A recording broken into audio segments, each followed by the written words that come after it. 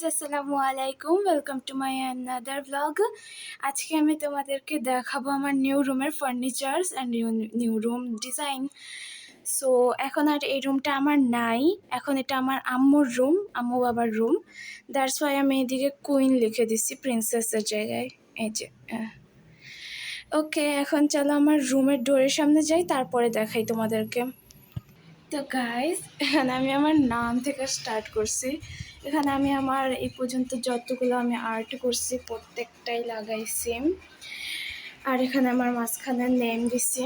And this is my new room. চলো ফার্স্টে dressing table থেকে স্টার্ট করি। এখানে আমি আমার প্রিন্সেস লিখে দিচ্ছি, আর্টস। এদিকে আমার এটা সাজাইছি, and this is me. This is okay. এখানে আমার মেকআপ জুয়েলারি, এখানে আমার সব আর্টের জিনিস, and the last one is in my classes things.